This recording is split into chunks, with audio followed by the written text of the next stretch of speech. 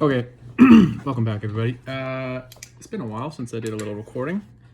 Probably close to a week now.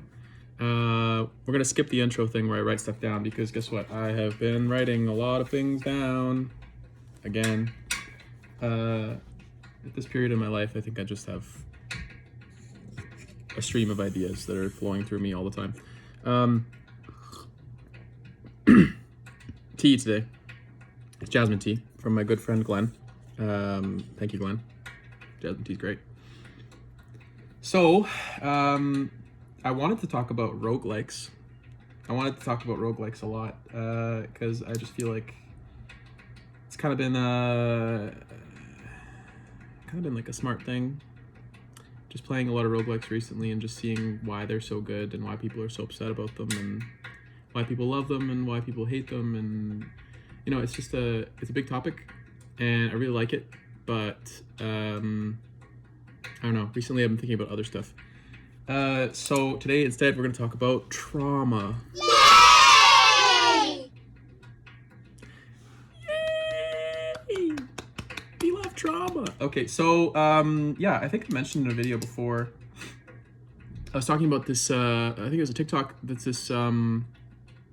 this woman had said, you know, she was making a case that like you can learn as much as you want, you can research all of your neuroticisms and your symptoms and your problems and, you know, whatever is wrong with you and all these amazing things that are holding you back, and you better learn about them, because if you don't learn about them, then they're gonna hurt you, and then you can just keep learning about them forever and ever, and the only way through that is to actually do something with the knowledge that you're gaining.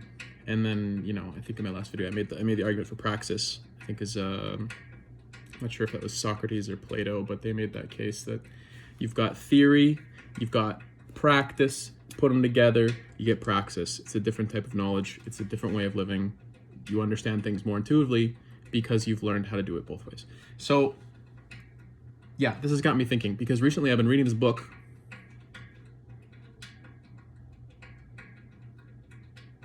Waking the Tiger. Peter Levine's Waking the Tiger, which, by the way, Peter Levine, great author. I read his other stuff. I think he wrote Attached.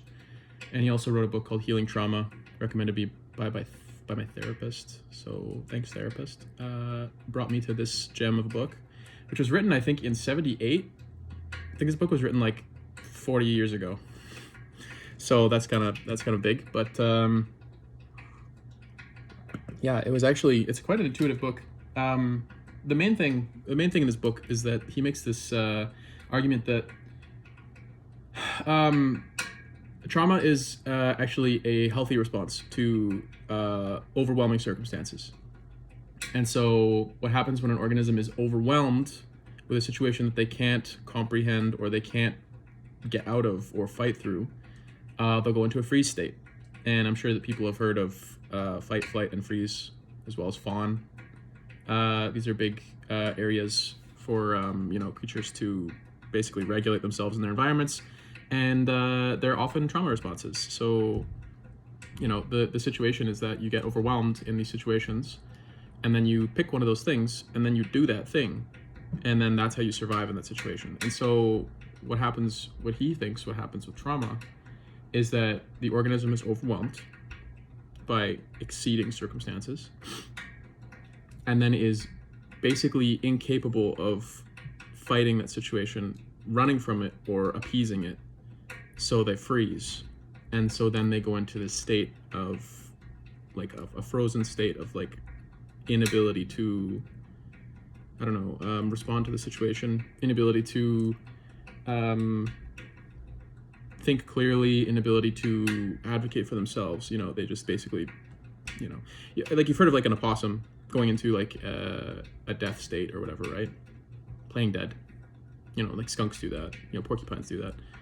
And that's a safety measure. So what's the problem then? So the problem is basically you've got humans who have these big, fancy, developed neocortexes, which is like this whole frontal part of your brain, which is basically where we get our conscious being and executive function from. And so we spend a lot of time in there, and we spend a lot of time stuck in there, as opposed to like other animals who are like more in the middle brain, hindbrain, reptile brain kind of stuff, which regulates itself. Those parts of the brain do their own regulation. Like they don't have conscious control of those things. But we spend so much time up here that we're spending a lot of time thinking that, you know, we have to consciously be aware of what we're doing, and we spend a lot of time doing what we think is best. But the thing is that a lot of times we don't. A lot of therapists, psychologists, doctors even argue that the human body is better at healing than anybody in the world, because the thing is that it is a self-regulating organism. And this is the reason we have this trauma response, is because, as it turns out, animals in the wild, when they are threatened, they'll go into freeze states, right? So the argument, or the situation that Peter Levine brings up, he talks about an antelope running from a cheetah or jaguar. And at some point, the antelope, if it's threatened hard enough, it will have a natural bodily response to that situation, which will throw it into a freeze state. And then it will be immobilized, and it will not feel any pain, and it won't be conscious of what's happening to it. And he argues that this is a safety measure to allow it to have a peaceful death, right? Because it's a part of the flow of life. It's a part of the chain of creatures. You know, it relies on the system of, you know, like the food chain to be part of that. And then also that system evolutionarily reinforces its own security too by allowing it a peaceful death. So that's basically the one path for this, because jaguars aren't actually the top, you know, killer. They don't have the greatest success rates. Every once in a while they do get one, right? And so then you do have the situation where the antelope, or, you know, whatever, will be unconscious and die, and that's just how it is. However, there's another path to this. So when you've got your, you know, antelope that is shocked, goes into a freeze state because it's caught, and then something happens, like maybe the herd returns and scares away the cheetah, then that antelope comes back alive, right? It like re-engages in its body, and it has basically a like shaking and breathing fit, and it shunts off all of that extra energy that it had locked up inside of it from that, you know, traumatic event. Anyway, this is a long way of saying that human beings don't, a lot of the times we'll get met with really overwhelming events, and we'll have experiences that are extremely challenging, and like we can't see ourselves getting through them, and so then we go into these free states. And then the thing is that when we go into those free states, a lot of the times we don't come out of them, and so then we're stuck in a state of, you know, like this like zombie like state, or like, you know, not being fully presently aware, not being capable of understanding the situation how it is. And so, you know, I think this is partially why we see so many people these days, you know, exploring their experiences with like, you know, neurodivergence in like how they behave, you know, or like maybe their depressive states. A lot of people talk about being bipolar and like just feeling like they're a zombie all the time, or they're stuck, or they can't move, or like nothing is good anymore. And like, you know, I wonder if that's just, you know, I wonder if people are just experiencing, you know, like extremely challenging situations, becoming traumatized, and then getting stuck in trauma in that response, and then not being able to come out of it. Like a lot of people talk about being in the survival mode, right? Where you're like basically just eating and sleeping and doing what you need to survive. And I would argue that that's a free state, that you're, you know, stuck in that situation, you know, unable to move out through it. And that's just how it is. I wanted to talk more about the actual like process of like moving through it though, because I think that's what I've been working on recently. I actually reached out to my therapist, who I'm no longer seeing, but we have a great relationship. And I reached out to her to see if she could recommend me someone to help me find someone who could help me like reprocess some things. Because I think that just given my own current situation, like, and how I've been acting and how I've been feeling in my body, I'm thinking that I have something that I maybe am like frozen from, and that I would like to explore and like reprocess. And this is something I've done before, actually. My therapist previously recommended me to one of her basically subordinate therapists, and he helped me with this thing called advanced reprocessing therapy, whereby you explore the emotions and the feelings in your body from a certain event, and you think about positive things and negative things at the same time to try and like mitigate that response, so that you can like thaw it, you know, and like try and move through it so that it doesn't feel so painful, so you can actually think about it again. And that worked really well for me. I only had one session and it worked extremely well. So now I'm interested to see what else I can do with that, because I don't know, it seems pretty clear to me. I mean, I've been living in my body for almost 31 years now. And when you know, like when you have certain like recurring thoughts, or like when you have certain sensations in your body that you can't explain, or, you know, just having like a sense or a feeling that something isn't right, I think that's your indication. I think that's your ticket to be like, maybe it's time to do something about this. So the path I wanted to go on this was to talk more about like the resilience of things, because to me it seems like all of a sudden I have a path to handle this emotional, you know, psychological wound, and that is, I don't know, it's giving me power. Like I'm getting strength from knowing that I have something I can do about this. And so then I start wondering, you know, about people who get defeated and like how they can, you know, get stuck like that. Because like for myself, I think that I'm definitely a kind of person who will search for an answer or a solution, or I'll make meaning for something, because the thought of getting stuck in it is like, that's more worse than just ignoring it, is like being aware of it and just not doing anything at all. That's a challenging way to be, because that's like surrendering to something in your life. Like that's just surrendering to living. Like these responses, these symptoms, these have like a lot of control over how you are as a human. And to think about not doing anything about it is a crushing realization. Like when you figure out there's a problem and you just don't want to do anything about it, that is a full surrender. That's like a conscious freeze state in your subconscious freeze state. You've like double frozen yourself. You're in the double whammy at that point. How are you getting out? Like, what are you gonna do? Give up. Let life take you. Like what?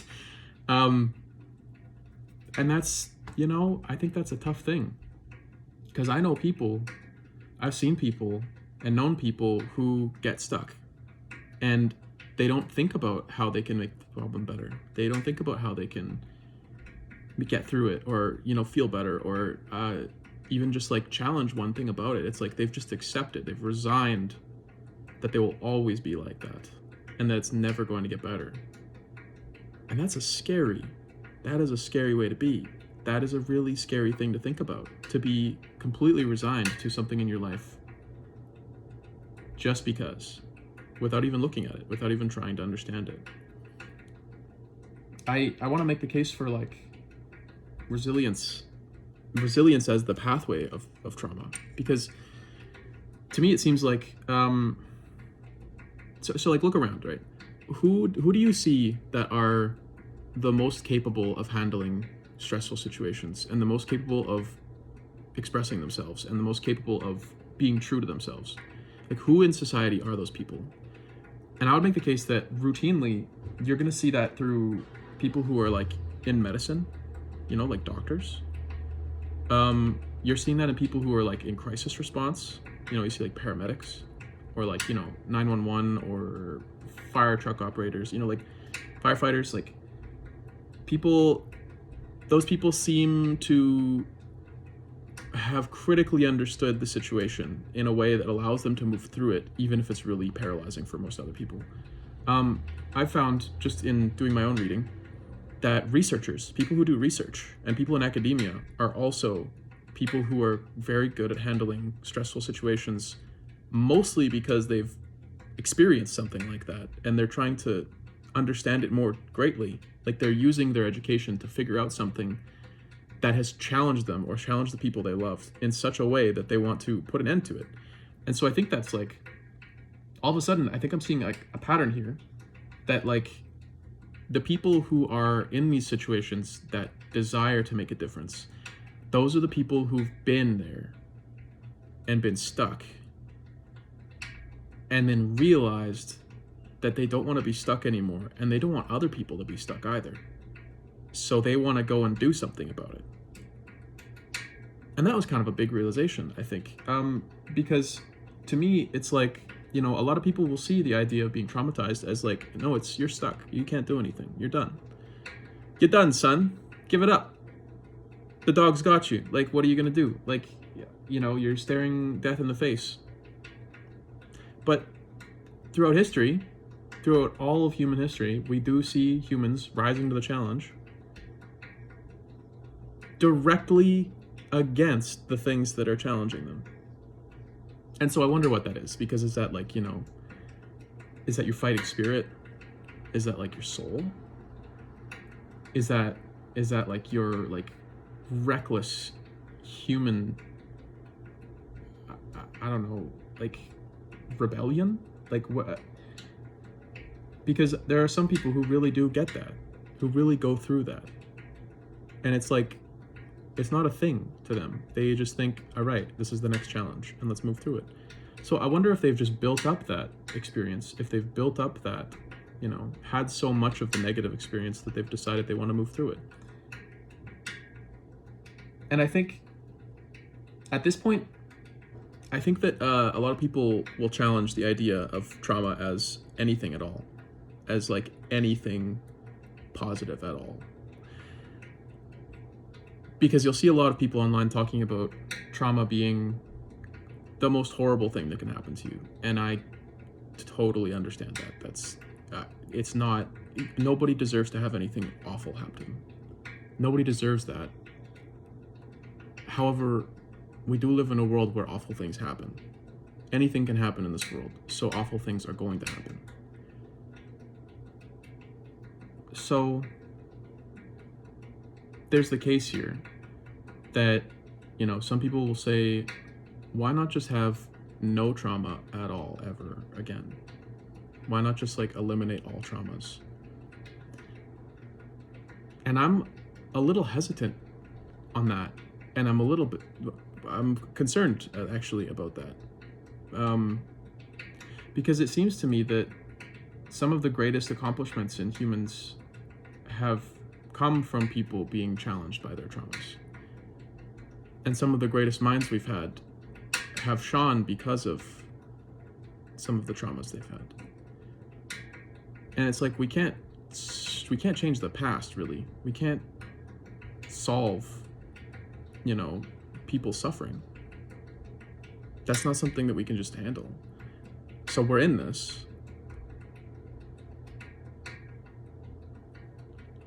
And in some parallels, I think that's part of it, is that like realizing that it just is something that happens, and then realizing that we do have a responsibility to take care of it in our own ways.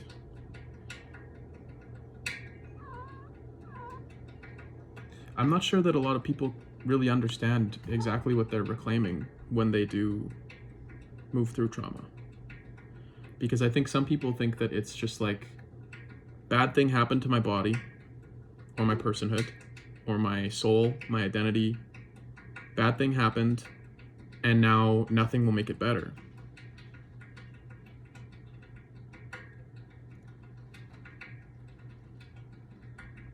I don't think that's true though. Like I don't think that I don't think that it's impossible for you to feel better about it. Because at some point, some people will reach a point where they realize that they're not the same person anymore. That it happened to a person that they were. And that person still exists. That person is still inside them. And that person is still with them every day. But that doesn't mean that you can't be someone new. Like it's not that you're stuck being that person forever. Like, you're allowed to reinvent. You're allowed to be somebody different.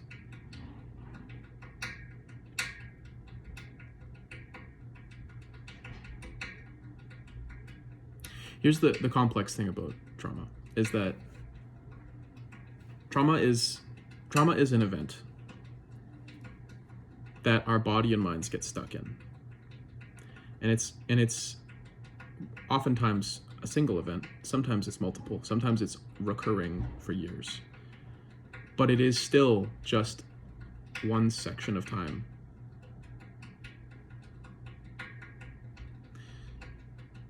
And once it's over, you can move on. You can do that. You're allowed to have hard experiences and then let go of them. And that's not to say that you forget about them. Like, you're not just going to forget about a part of you that was in pain, but you can move on. You're allowed to change. You're allowed to see it differently. You're allowed to feel better about it. And that feels a little bit infantile to make a case like that, but that's the reality of it, is that we're always, you're never the same person moment to moment. Like, you're always changing into somebody new every single moment of your life. So why let a single moment of your life that was really challenging and painful define who you are for the rest of your life? Because I'm pretty certain that nobody wants to be the person who was hurt. Nobody wants to be a victim, I don't think. But that's the opportunity, though. That's the opportunity of resilience. That's where we can grow the ability to rise to that challenge, where we can grow to be somebody who can put an end to that, is the experience of having had that and of understanding it in a way that's more deep than other people. And then using that as your contribution to stopping it.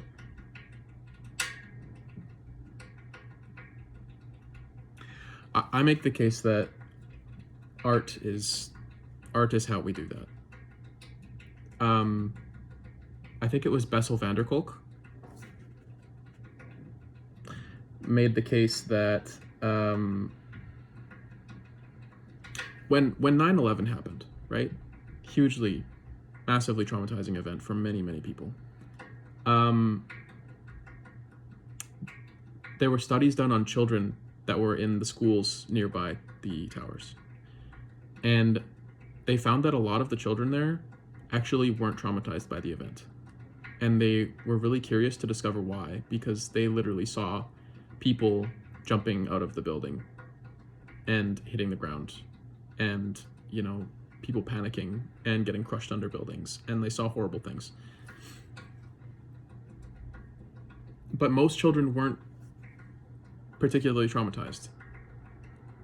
And the case for this was that they were in school doing creative things and, like, trying to understand it in a different way. I think that there was one example of a child who, the way he saw it was that the people were jumping out of the building and landing on trampolines, it was like the firemen catching them in blankets. But they were jumping on trampolines, and so it was like a fun experience. And so, like, that child in that experience had found a way to see the experience in a more positive light, which circumvented a lot of the trauma symptom. Bessel van der Kolk also talks about the power of acting and playing as a way to alleviate trauma symptoms, because you can act as somebody different, like you can be someone different.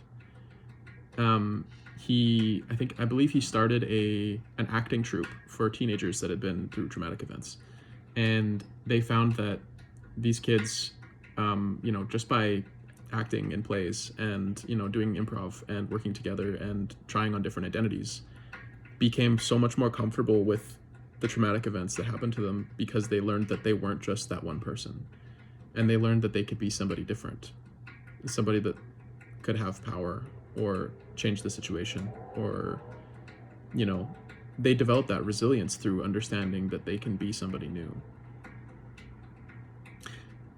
And I think that really does solidify the case for art, in that there is something healing about the creative property of reframing the experience, of reframing what happened, and seeing it as more of an event that like changed something, or an event where something less dangerous happened, or and it's not necessarily a forgetting, but we do tell stories. We are storytelling creatures. And I think that that's a powerful thing, to be able to tell a story in a different way. Like, for instance, when you're telling a story to your 5-year-old about something that happened that was maybe really painful, you're not going to tell them every gruesome detail. You're going to tell them the truth of what happened, but in a kid-friendly way, You're going to tell it in a way that actually makes more sense to them. And maybe that's part of it, maybe that's part of this processing thing, is that we need to find a way to tell ourselves from that moment, the traumatized selves at that age, at that time in their life. We need to find a way to tell them specifically through some sort of medium, something creative, what happened, so that they can understand it in a way that makes sense to them, and so that they can understand it and move through it, so that they can let go of it and see it for what it was. And maybe that's the challenging part, is finding a way to explain it to ourselves. Because I can guarantee you, I have never, in all of my reading and of all of my searching and all of my healing and growth and listening and change, I have never heard of a story of a therapist or anyone telling somebody about something and it healing them.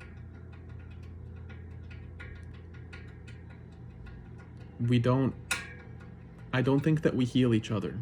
I think that we heal ourselves. And I think that, yes, it will help you to find somebody who can hold that container for you, to be that space. But I think that it's going to be yourself who dives in and helps yourself.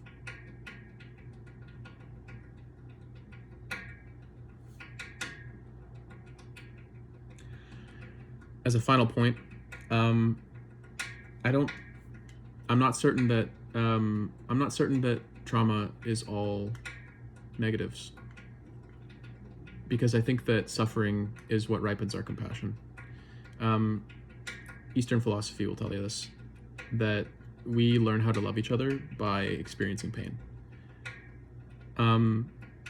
Just in the same way that like cats learn how to play with each other when they're young, they learn not to use claws, because when they use claws it hurts on the other ones, so then they learn not to use claws so that other ones not to use claws, and then that's how we learn that. I make the case that you're not going to find somebody who truly has compassion or kindness or the ability to sit with you unless you know that they've been through something. This is kind of a tough one, but have you ever met somebody who was born into money? Just had everything they needed all the time and then had more, and then whatever they wanted they got. Have you ever had a real conversation with a person like that? Have you ever felt seen by a person like that?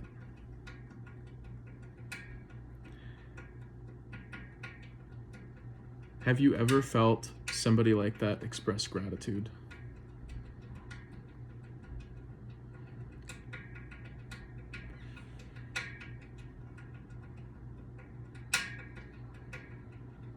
I think that human suffering is a part of our evolutionary biology.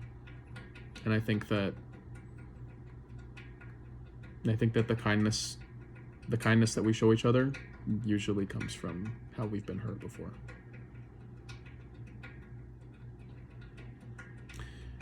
So that's the change of pace. Wanted to talk about video games, but I've been reading and I've been processing and I've been feeling things and walking on my journey, and stuff is happening. And I really needed to talk about this because I think this is helping me to move forward. Okay.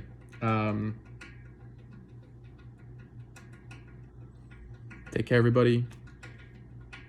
Look after yourself. And